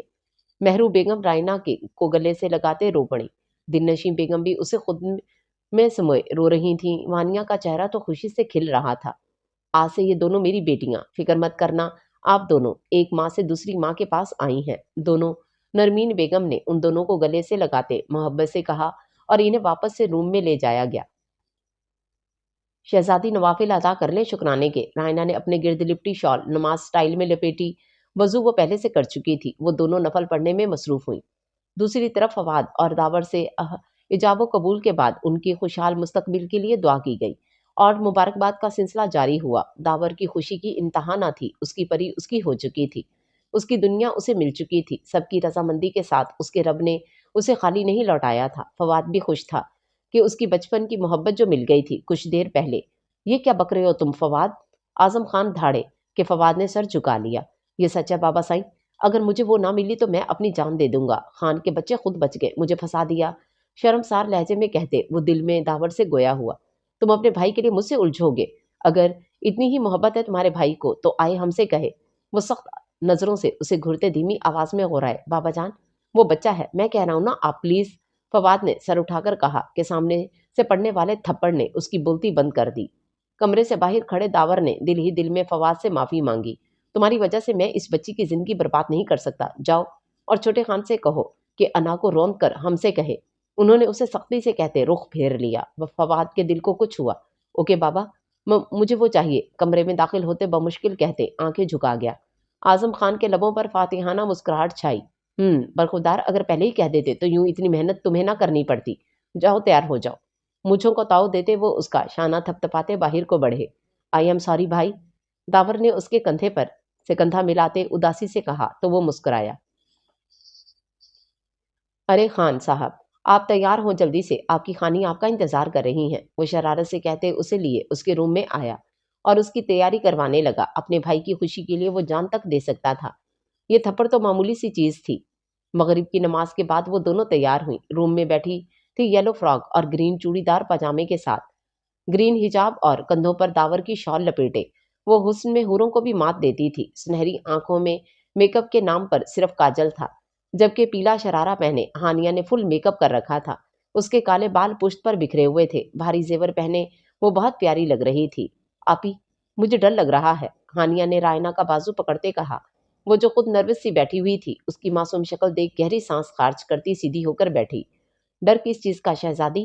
پتہ نہیں، عجیب سی شرم فیل ہو رہی، من کر رہا کہیں چھپ جاؤں۔ ہائے، ابھی میری عمر ہی کیا ہے جو شادی کرنے لگی ہوں۔ نم ہوتی گردن پر ہاتھ پھیرتی وہ رونے جیسی ہو گئی۔ اب وہ اسے کیا بتاتی کہ اس کی حالت ہانیہ سے الگ نہیں ہے۔ شہزادی اس سے پہلے وہ کچھ کہتی کہ وانیہ کے ساتھ کچھ گاؤں کی لڑکیاں اندر آئیں اور انہیں لیے باہر چلی گئیں۔ زنان خانے میں انہیں صوفے پر بٹھاتے وہ پیچھے ہوئی تو سبھی خانی کے حسین پرنور چہرے کو دیکھتے کچھ بولنے کے قابل ہی نہ رہے۔ وہ خوبصورت ہی اتنی تھی کہ سب اس کو حسرت بھری نظروں سے دیکھ رہے تھے۔ ماشاءاللہ دونوں بہت پیاری لگ رہی ہو۔ نرمین بیگم نے اس کے اوپر سے پیسے وارتے صدقے میں دیے اور ان دونوں کی پیشانی چومی۔ دلنشیں اور مہرو بھی ان کی بلائیں لیتے رسم کرنے لگی۔ چھوٹی سی پیالی میں اپٹن پڑا تھا، سب باری باری آتے ان کے گال ہاتھ اور پاؤں پر اپٹن لگا رہی تھی۔ سب کی نظریں تو بس رائنا پر ٹکی تھیں جو بنا میک اپ کے ہی اتنی چمک رہی تھی۔ مورے، ہانیہ نے دلنشیں شاہ کو بلایا تو وہ اس کی طرف جھکی۔ مورے، میری کمر دکھ رہی ہے، اللہ کا واسطہ ہے بس کر دیں اور چھوڑائیں کمرے میں۔ 2 گھنٹے ہو چکے تھے انہیں ایک ہی جگہ پر بیٹھے تو وہ مسکین سی صورت بنا گئی۔ وانیہ بہنوں کو اوپر لے جائیں، ہم کھانا بھجواتے ہیں۔ نرمین بیگم نے رائنا کی تھکن سے سرخ ہوتی رنگت دیکھ کر کہا تو وہ سر ہاں میں ہلاتے انہیں اپنے کمرے میں چھوڑ گئی۔ واپس آتے ان دونوں کے سامنے ہاتھ پھیلائے۔ بچے، آج بدھ ہے، آپ جمعرات کو آنا۔ داور نے اس کے ہاتھ کو دیکھتے نرمی سے کہا تو جہاں فواد کا کہکا گونجا وہیں وانیہ نے خفگی سے اسے گھورا۔ لالا، ہم آپ کو فقیر نہیں لگتے ہیں تو ٹھیک، جائیں یہاں سے۔ ارے نہیں نہیں گڑیا، یہ لو۔ داور نے ایک گفٹ اس کے ہاتھ میں پکڑایا اور نظر چرا کر فواد کو آنکھ مارتے اپنی بیویوں کو دیکھنے کے لیے اندر چلے گئے۔ اف مورے، خوشی خوشی جیسے ہی وانیہ نے گفٹ کا ڈبہ کھولا ایک مکہ سیدھا اس کے ناک پر بجا۔ کچھ پل تو وہ صدمے میں کھڑی رہی، پھر ہوش میں آتے جی ہی اور پاؤں پٹکتے دلنشیں شاہ کے پاس جانے لگی۔ وہ جو اس کی شال میں سرخ چہرہ چھپائے بیڈ پر لیٹی تھی، آہٹ پر دل کی رفتار تیز ہوئی تو وہ شال کا گھونگھٹ بنائے اٹھ بیٹھی۔ اب تو میں اس پردے کو بھی ہمارے درمیان آنے کی اجازت نہیں دوں گا خانی۔ اس کے گھونگھٹ کو اٹھائے وہ ذومعنیت سے بولا تو رائنا کو اپنا دل کانوں میں گونجتا محسوس ہوا۔ ماشاءاللہ، اس کا گھونگھٹ ہٹائے وہ اس کی جانب دیکھتے بے ساختہ اس کے منہ سے نکلا تو رائنا خود میں سمٹی، شرم سے بھاری ہوتی پلکیں لرز رہی تھیں۔ عجیب سی کیفیت تھی اس کی پرتپش نظروں کا اثر تھا کہ وہ پہلو بدلتی جیسے کہیں چھپ جانا چاہتی ہو۔ اس کا گلال بکھرتا چہرہ اس کے دل کی دھڑکن بڑھا گیا۔ میں بہت خوش نصیب ہوں جو مجھے آپ ملی۔ اچانک ہی وہ بیڈ پر لیٹ کر اس کی گود میں سر رکھ گیا۔ رائنا نے گھبرا کر اسے دیکھا، ایک لمحے تو جیسے دل دھڑکنا بھول گیا۔ بھوری چمکتی آنکھیں، مغرور کھڑی ناک، انابی لبوں پر دل فریب سی مسکراہٹ، ہلکی بیئرڈ، نظروں سے ہی دل میں ماشاءاللہ کہتے وہ نظریں اس کے گلے میں پہنی چین کو دیکھنے لگیں۔ اس کی نرم و نازک سی گلابی ہاتھوں کو پکڑ کر اپنے سینے پر رکھا تو رائنا خود میں سمٹی۔ آپ کبھی جھوٹ نہیں بولتی نا؟ بری آنکھوں میں خمار کی سرخی لیے وہ اس کی نم ہوتی گردن اور سرخ ہونٹوں کو دیکھتے نظریں چرا گیا۔ رائنا نے اسبات میں سر ہلایا، بولے اور میری طرف دیکھے۔ اس کی چن کو پکڑ کر چہرہ اپنی طرف کیا، بری آنکھوں میں عشق کی آتش۔ وہ گھبرا کر اس کی آنکھوں پر ہاتھ رکھ گئی۔ اس کے نازک سے ہاتھ اپنی آنکھوں پر محسوس کر وہ دلکشی سے مسکرایا۔ کاش یہ لمحے کبھی ختم ہی نہ ہوتے۔ وہ اس کے ہاتھ کو لبوں سے چھوتے پھر سے اپنے سینے پر رکھ گیا۔ جی تو بتائیں میں آپ کو کیسا لگتا ہوں؟ بے باک سی نگاہیں اس کے حجاب میں لپیٹے حسین چہرے کو دیکھنے لگا۔ اس کے سوال پر رائنا گڑبڑائی۔ بتائیں، اپنے نئے نئے شوہر کی بات نہیں مانیں گی آپ میرے مجازی خدا ہیں، مجھے بہت عزیز ہیں۔ وہ نظریں جھکا کر گویا ہوئی۔ دل کے کورے کاغذ پر داور خان لکھ دیا گیا تھا، اس کے ساتھ ہوتے دل بھی پرسکون تھا۔ کیا آپ کو مجھ سے محبت نہیں؟ دھڑکتے دل سے پوچھا، کہیں وہ انکار نہ کر دے۔ روم روم اس کی جواب کا منتظر تھا۔ رائنا کی خوشبو دار سانسیں وہ اپنے چہرے پر محسوس کرتے اس کی آنکھوں میں خمار چھایا تھا۔ مجھے آپ کی سیرت پسند ہے، آپ کا سب سے عزت سے بات کرنا، صنف نازک کو عزت و احترام دینا، میرے دل میں آپ کے لیے بہت عزت ہے۔ اور نکاح کے 3 بولوں میں اتنی طاقت ہے کہ وہ 2 انجانوں کو بھی ایک دوسرے سے محبت کرنے پر مجبور کر دیتی ہے۔ بنا کچھ کہے ہی وہ اسے مزید اپنا دیوانہ کر گئی۔ اس کا دل کر رہا تھا وہ بولتی رہے اور وہ اسے سنتا رہے۔ عجیب سی کشش تھی کہ اس کا من کیا بھاڑ میں جائیں رسمیں، انہیں ہمیشہ کے لیے خود میں چھپا لے، مگر پھر اعظم خان کو یاد کرتے اس نے کانوں کو ہاتھ لگایا۔ آپ کے ہاتھ بہت گرم ہیں، آپ اپنے شوہر سے بہت وفادار ہوں گی رائنا۔ آنکھیں بند کرتے وہ اس کے ہاتھوں پر گرفت مضبوط کرتے بولا۔ اس کی نم ہوتی پیشانی وہ خاموشی سے اس کے چہرے کو تک رہی تھی۔ اس کی دل کی دھڑکن اسے دنیا کے ہر ساز سے دلکش لگ رہی تھی۔ میں بہت خوش ہوں کہ سردار سائیں نے چھوٹے خان کی بات مان لی، مہرو بیگم نے دلاور خان کے سر پر مساج کرتے کہا تو وہ بھی مسکرائے۔ ہم خوش بھی ہیں لیکن اپنی بیٹی کو رخصت کرنے کا دکھ بھی۔ بے شک وہ ایک کمرے سے دوسرے کمرے تک جائے گی مگر پرائی تو ہو جائے گی۔ اللہ تعالیٰ ہماری خانی کی جھولی خوشیوں سے بھرے، آمین۔ نم آنکھیں بند کر کے اس کو یاد کرتے مسکرائے تو مہرو بیگم نے بھی مسکرا کر سم آمین کہا اور ان کے بالوں میں مساج کرنے لگی۔ ہانی، فواد نے کمرے میں آتے اس کا ہاتھ پکڑا تو اچنبے سے اس کا مردانہ سخت ہاتھ دیکھے، نرم نازک دکھنے والی ہانیہ کے مردانہ ہاتھ۔ وہ ہنسا، خیر پھر بھی قبول ہی ہو مجھے، دل ہی دل میں خود سے کہتے وہ اس کی طرف جھکا۔ ڈریسنگ روم میں کھڑی ہانیہ نے منہ پر ہاتھ رکھتے بمشکل اپنا کہکا روکا۔ ہانی، آج تم وائبریٹ نہیں ہو رہی، خیریت؟ اس کے گرد ہاتھ باندھتے اس کے کندھے پر چن رکھی۔ ہانی، ان کچھ دن میں تم نے زیادہ کھانا کھایا ہے، دیکھو کیسے موٹی ہو گئی ہو کہ میری باہوں میں نہیں سما رہی۔ دوپٹے میں چھپا کلیم دانتوں تلے دوپٹہ دبائے اصل میں شرمانے لگا۔ ہانی، تم نہاتی نہیں ہو کیا؟ اس کا رخ اپنی جانب کرتے وہ تشویش زدہ لہجے میں گویا ہوا۔ اپنے سینے سے لگے کلیم کو دیکھتے ایک چیخ کے ساتھ وہ اسے خود سے دور پھینک گیا۔ میری ہانیہ کلیم بن گئی، وہ صدمے میں بولا تو چینجنگ روم میں کھڑی ہانیہ کا کہکا سنا تو غصے سے روم کا دروازہ بجانے لگا۔ کلیم تو ڈر کے مارے وہاں سے بھاگا۔ کھولو دروازہ ورنہ اگر میں نے کھولا تو تمہاری چھوٹی سی جان ضرور مشکل میں آ جائے گی۔ وہ دھیمی آواز میں غرایا تو ہانیہ کے ہنستے چہرے پر سایہ لہرایا۔ وہ غصے میں تھا، اس کی جان اب ہوا ہونے لگی تھی۔ کھول، اس سے پہلے وہ بولتا کہ دروازہ کھلا۔ یلو شرارے میں وہ افسرہ باہر آئی۔ اس کے چہرے پر اپٹن لگا دیکھ وہ اس کی جانب جھکا تو ہانیہ نے ڈر کر آنکھیں میچی۔ اس طرح کا مذاق کرتے شرم نہیں آتی تمہیں؟ اگر میں اسے کس وس کر دیتا تو؟ چھی، سوچ کر ہی اسے اکائی آئی۔ ہانیہ نے مسکراہٹ روکتے اسے دیکھا جو اسے ہی گھور رہا تھا۔ اب تم نے مذاق کیا ہے، اب میں بھی کروں گا، وہ کہتے ساتھ اس کے گال پر جھکا۔ اس کا تپش زدہ ہونٹوں کا لمس اپنے گال پر محسوس کر وہ خود میں سمٹی۔ حیا سے پلکیں جھک گئیں، اتھل پتھل ہوتی سانسوں کو سنبھالتے وہ اس کے سینے پر ہاتھ رکھتے رونی والی شکل بنا گئی، جسے دیکھتے وہ اس کی شاہ رگ پر بوسہ لیتے اس کے کان پہ لب رکھے۔ نکاح مبارک ہو، اب تو پوری طرح سے میرے نام ہو چکی ہیں۔ اس کے گال سے گال مس کرتے گمبھیر آواز میں سرگوشی کی گئی۔ اس کی سانسوں کی تپش تھی یا اس کے الفاظ؟ وہ شرم سے سرخ ہوتی نظریں جھکا گئی۔ ماتھے پر ننھی ننھی پانی کی بوندیں آئیں تو وہ ہنستے ہوئے پیچھے ہوا۔ ہانیہ کی سانس میں سانس آئی۔ ویسے تو میں جانتی تھی کہ میرے بھتیجے ذرا بے شرم ہیں، لیکن اتنے بے شرم ہیں یہ مجھے آج پتا چلا۔ دلنشی بیگم کی آواز پر وہ دونوں تیر کی طرح سیدھے ہوئے اور مڑ کر بند دروازے کو کھولا۔ پھوپھی جان، میں تو بس مبارکباد دینے آیا تھا، وہ کھسیانی ہنسی ہنستے بولا تو دلنشین شاہ نے اس کو اور پیچھے کھڑی ہانیہ کو گھورا جو شرم سے مرنے والی ہو گئی تھی۔ جلدی سے ڈریسنگ روم میں گھسی، وہ بھی دانت دکھاتے وہاں سے چلتا بنا۔ یہ خان کہاں گیا، کہیں شادی کے بعد بھاگ نہ گیا ہو، اعظم خان نے تنزیہ کہا تو نرمین بیگم نے خفگی سے انہیں دیکھا۔ حد کرتے ہیں آپ بھی سرکار سائیں، وہ آپ کی ہی اولاد اپنی بیوی کے کمرے میں ہے جناب، نرمین بیگم نے جلدی میں کہا اور خود ہی شرما گئی تو اعظم خان نے کہکا لگایا، بیگم آپ بھولی نہیں ان دنوں کو، ویسے کتنے حسین دن تھے، ہم بھی حسین تھے جی، اب تو آپ بڈھے ہو گئے ہو، وہ ہنس کر بولی تو اعظم خان نے انہیں گھورا، پھر میں نے خیزی سے مسکرائے، اگر آپ اجازت دیں تو ہم آپ کو اپنے انداز میں بتانا چاہتے ہیں کہ ہم ابھی بھی جوان ہیں۔ استغفار خان سائیں، آپ کے 2 جوان بچے ہیں جن کی آج شادی ہے اور آپ یہ، وہ سرخ چہرے سے گویا ہوئی۔ اعظم خان نے سوالیہ نظروں سے اسے دیکھا تو شرما کر پلو کو انگلیوں میں مروڑنے لگی۔ جہازی سائز بیڈ پر لیٹے اس شہزادے نے جیسے ہی کروٹ لی تو ایک دل فریب سی خوشبو اپنے ارد گرد پھیلتی محسوس ہوئی۔ خمار سے سرخ ہوتی آنکھیں واہ کرتے بیڈ پر دیکھا وہ وہاں موجود نہیں تھی۔ وہ اٹھا، ارد گرد دیکھا تو وہ جائے نماز پر بیٹھی نماز پڑھنے میں مگن تھی۔ سفید دوپٹے کے حالے میں لپٹا اس کا روشن چہرہ وہ بنا پلک جھپکائے اسے تکے گیا۔ سفید ہیرے کی طرح دمکتی رنگت، جھکی ہوئی سنہری آنکھوں پر گھنی لمبی پلکیں، چھوٹی سی ناک، چھوٹی سی نوز پن جس پر ہیرا جڑا ہوا تھا جو اس کی خوبصورتی کو مزید بڑھا گیا تھا۔ سرخ ہونٹ کچھ پڑھنے میں مصروف تھے، اس کے ہلتے لبوں کو اس نے لمبی سانس بھری، خماری بھری نگاہوں میں مدہوشی چھانے لگی تھی۔ سادگی میں وہ اتنی حسین لگتی تھی، جب ہتھیاروں سے لیس ہو کر اس کے لیے سنگھار کرے گی تو وہ اس کو دیکھتے دیکھتے ہی زندگی گزار دے گا۔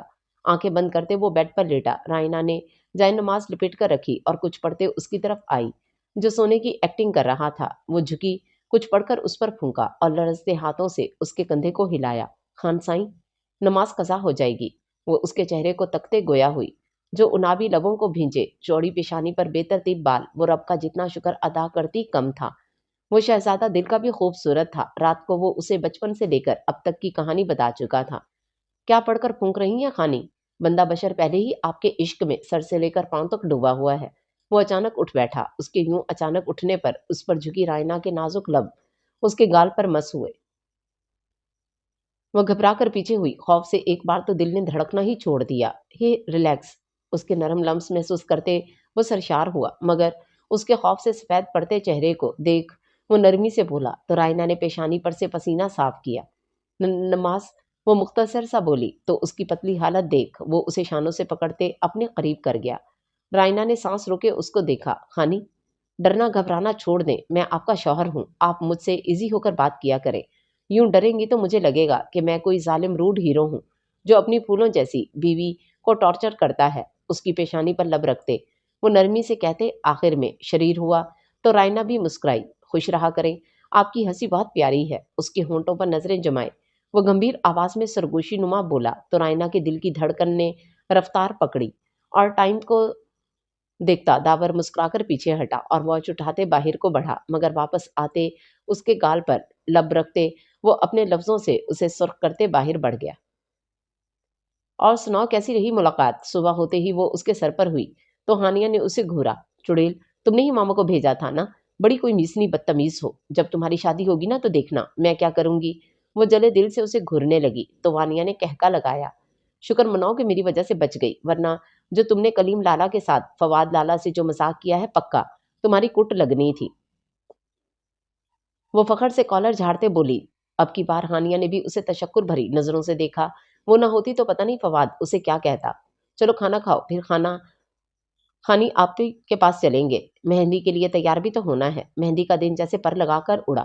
فواد اور داور نے رائنا اور ہانیہ سے ملنے کی کوشش کی، مگر ہر بار ناکام ہو جاتے کیونکہ اعظم خان نے ان کی نگرانی کی ذمہ داری وانیہ شاہ کو دی تھی، جو ہر جگہ ٹپک جاتی تھی۔ اور آج وہ دن آ ہی گیا جب ان کی شہزادیاں اپنے شہزادوں کے دلوں کو اپنے حسن سے گھائل کریں گی۔ وہ دونوں مردان خانے میں بیٹھے بوریت سے سب کو دیکھ رہے تھے۔ نکاح تو پہلے ہی ہو چکا تھا، اب بس رخصتی ہونی تھی۔ لالا چلو بھاگ چلتے ہیں۔ وائٹ کلف لگے سوٹ، بلیک ویسٹ کوٹ پہنے، سفید مردانہ پیروں میں کھسا پشاوری چپل پہنے وہ اس قدر حسین لگ رہے تھے کہ اعظم خان انہیں دیکھنے سے گریز برت رہے تھے کہ کہیں ان کی ہی نظر نہ لگ جائے ان کے سپوتوں کو۔ چلو مگر اپنی بیویاں سیم ڈریسنگ کیے؟ فواد نے پوچھا تو داور مسکرایا۔ یقیناً وہ اب تک اپنے روم میں پہنچا دی گئی ہوں گی۔ بابا جان میں ذرا امپورٹنٹ کال کر کے آتا ہوں۔ فواد کو آنکھ مارتے وہ اعظم خان سے کہتے باہر کو بڑھا۔ بابا سائیں میں کلیم سے مل کر آتا ہوں۔ فواد بہانہ بناتے وہاں سے نکلا۔ پیچھے سے وہ مسکرائے۔ کیا ہوا بھائی جان؟ ان کو مسکراتے دیکھ دلاور خان نے پوچھا۔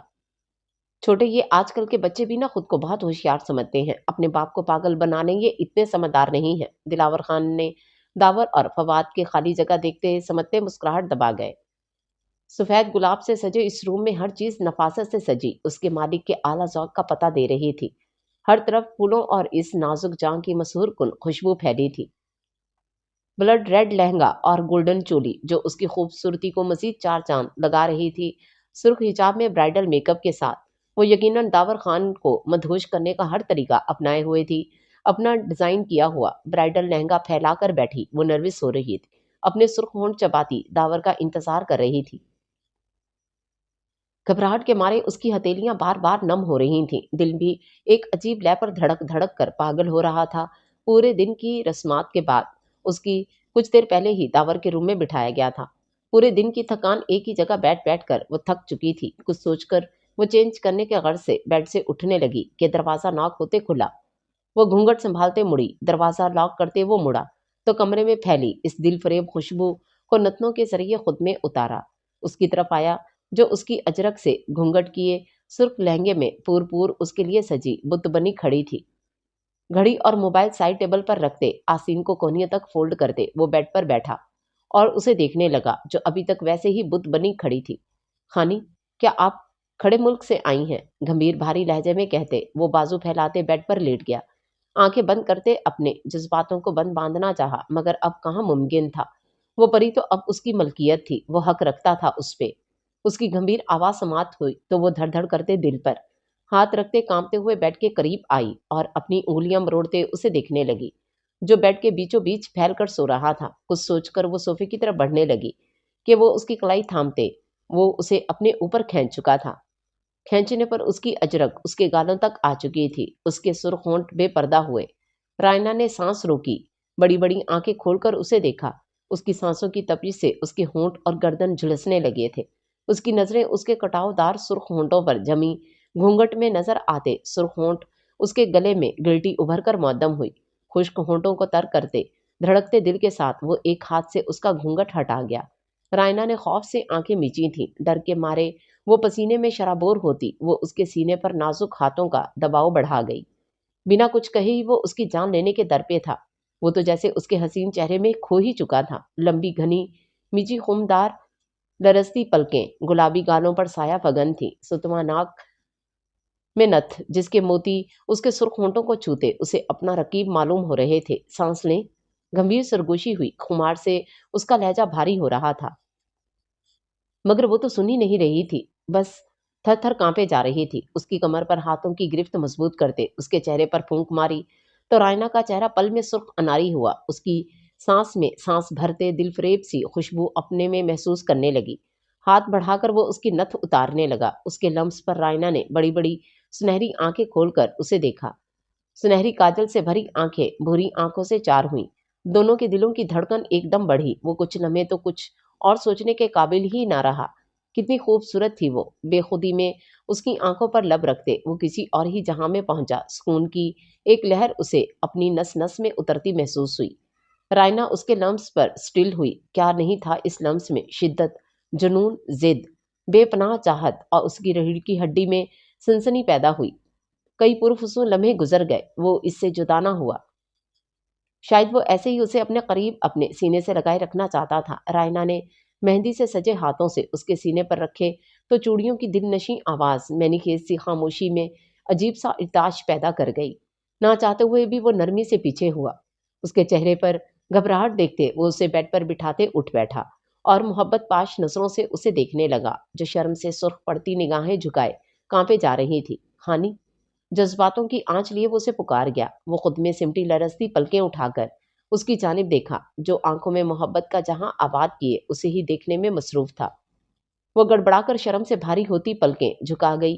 اس کی آنکھوں میں دیکھنے کی اس نازک سی دوشیزہ میں اتنی سکت نہیں تھی۔ وہ اپنی کیفیت سے جھنجھلاتے گہری سانس بھرتی اسے بے چین کر گئی۔ وہ پل میں اس کی کمر رب کرتے اسے گہری سانس بھرنے کا کہتے ٹیبل پر پڑا پانی کا گلاس اس کے لبوں سے لگایا، جسے وہ ایک ہی سانس میں گٹک گئی۔ آپ ٹھیک ہیں؟ اس کے سرخ تمتماتے چہرے اور نم ہوتی گردن کو دیکھتے وہ بے قرار ہوا۔ میں ٹھیک ہوں، مجھے نفل ادا کرنے ہیں، وہ دھیمی سی آواز میں گویا ہوئی۔ وہ اتنا ایسا بولی کہ اگر وہ اس کے قریب نہ ہوتا تو یقیناً سن ہی نہ پاتا۔ پہلے تو آپ ریلیکس ہوں اور چینج کر کے آئیں، پھر ساتھ ادا کریں گے۔ وہ محبت پاش لہجے میں اسے دیکھتے اس کی پیشانی پر پرحدت لمس چھوڑتے روم سے باہر نکل گیا۔ جانتا تھا وہ صبح سے بھوکی ہوگی۔ رائنا نے نم ہوتی آنکھوں سے دل ہی دل میں خدا کا شکریہ ادا کیا۔ وہ بنا کہے ہی اس کی بات سمجھ گیا تھا۔ پیشانی کو ہاتھوں کے پروں سے چھوتی وہ مدھم سا مسکرائی اور لہنگا سنبھالتے فریش ہونے چل دی۔ پورے کمرے کو گلاب کے پھولوں سے سجایا گیا تھا۔ وہ بیڈ پر لہنگا پھیلا کر بیٹھی ایک نازک سا پھول ہی لگ رہی تھی۔ آنے والے لمحات کا سوچ کر ہی شرمائی گھبرائی سی وہ بہت دل نشیں لگ رہی تھی کہ روم کا دروازہ کھل کر بند ہوا۔ ہانیہ کا دل زور و شور سے دھڑکنے لگا تھا۔ کیسی ہو؟ ویسٹ کوٹ اتار کر صوفے پر پھینکتے وہ واچ موبائل سائڈ ٹیبل پر رکھتے اس کے سامنے بیٹھا، جو سر نیچے جھکائے گھبرا رہی تھی۔ ٹھیک ہوں، آپ کیسے ہیں؟ کپ کپاتے لبوں سے سرگوشی نما آواز نکلی۔ تمہارے آنے کے بعد میں ایک دم فٹ ہو گیا ہوں۔ اس کے سرخ ہونٹوں کو دیکھتے اس نے بوجھل سانس خارج کی۔ بہت حسین لگ رہی ہو تم، اس کے نازک سے ہاتھوں کو تھامتے وہ دھیمی آواز میں گویا ہوا تو ہانیہ کا چہرہ شرم سے سرخ ہوا۔ ہانی، جب سے تمہیں دیکھا تب سے یہی فیصلہ کیا تھا کہ اب فواد خان کی زوجہ تو بس ہانیہ شاہ ہی بنے گی، اور دیکھو اللہ کے کرم سے آج تم میری بیوی بن کر پورے حق سے میرے بیڈ پر براجمان ہو۔ اس کے ہاتھوں کو سہلاتے وہ اسے اپنے قریب کر گیا۔ تو کیا ہانیہ فواد خان کو زندگی بھر کے لیے میرا ساتھ قبول ہے؟ اس کی پیشانی پر تبے زدہ لمس چھوڑا تو ہانیہ کی بیک بون میں سنسناہٹ ہوئی۔ شرم سے سرخ پڑتے وہ اس کے سینے میں منہ چھپا گئی۔ خود سپردگی کا عالم تھا۔ میں وعدہ کرتا ہوں ہانیہ، ہمیشہ ہر قدم پر مجھے اپنے ساتھ پاؤ گی۔ میری ذات سے تمہیں کبھی کوئی تکلیف درد نہیں ملے گا۔ گمبھیر سرگوشی کرتے وہ اس پر جھکا جو صرف اس کی تھی۔ کمرے کے اندھیرے کمرے میں چوڑیوں کی چھنکار ماحول کو مزید مینی خیز بنا رہی تھی۔ तलाश मुझको ना कर दश्त वीरां में, निगाह दिल से ज़रा देख पल पल तेरे पास हूँ। या अल्लाह मैं तेरा जितना शुक्र करूँ उतना कम है। मेरे मालिक, मेरी ज़िंदगी मुझे मिल गई। मुझे हिम्मत देना कि मैं इस परी को कभी कोई तकलीफ ना पहुँचने दूँ। हमेशा उसके चेहरे पर मुस्कुराहट लाने का सबब बनूँ। हमारी आने वाली ज़िंदगी में हमेशा यूं ही हम पर अपना करम करना। मौला तेरा शुक्र। दुआ मांगते उसकी तरफ देखा जो वाइट सूट में रेड दुपट्टे से वेल की आंखें बंद करते दुआ के लिए हाथ उठाए जाने कौन सी दुआ मांगने में मगन थी। उसकी बंद आंखों से तशक्कुर का आंसू आंखों से निकलता गुलाबी गाल पर बह निकला तो मुंह पर हाथ फेरती वो उस पर फूंकने लगी। वो जो पहले ही उसकी जानिब महवियत से देख रहा था, रायना का चेहरा मोड़ने पर उसकी गाल दावर के गाल से मस हुई तो वो झिझक कर पीछे हुई। क्या मांगा? उसकी झिझक महसूस करते दावर ने उससे पूछा तो रायना ने जाए नमाज लपेट कर साइड पर रखी और सोफे पर आ बैठी। उसके साथ वो भी जुड़कर बैठा था। सुकून, सब्र और आपकी जिंदगी। वो रुक रुक कर बोली। शंगरफी लबों पर हल्की सी मुस्कान थी। वो बेखुदी में उस परी पेकर को तके गया। कितनी खूबसूरती से वो अपनी हर बात को मुख्तसर करके बताती थी। आपने क्या मांगा? उसकी नजरों की तपिश से वो पहलू बदलती पूछने लगी ताकि उसका ध्यान भटके, मगर वो ढीठ हड्डी पलक चिपकाकर राजी ना था। ना देखना तो दूर की बात थी, मैंने अपनी जिंदगी मांगी। उसके चेहरे को टुकर टुकर देखते बोला, जिसका चेहरा थोड़ा उदास हुआ। मेरी जिंदगी को आप है ना? उसके करीब होते भारी बोझल लहजे में सरगोशी की तो रायना का दिल जैसे कानों में धड़का। उसको अपने इतने करीब देख उसने अपने खुश्क होते लब तर किए और सुनहरी काजल से भरी निगाहों से उसकी जानिब देखा। भूरी मधोश आंखों से सुनहरी शर्म से बोझल निगाहों का तसादम हुआ। वल्लाह कयामत थी, कयामत। उसे लगा वो इन आंखों में डूब जाएगा। उसके महबूब की हर अदा उसे अपने दिल के करीब मालूम हो रही थी। इजाजत है कि मैं आपको अपनी दुनिया में ले चलूं, खुद को आप में और आपको खुद में जज्ब कर लूं। बेबाक से लहजे में की गई सरगोशी वो नजरें उठाने के काबिल ही ना रही। शर्म से सुर्ख चेहरे समेत वो लब दबाए धक धक करते दिल के साथ सर झुका गई।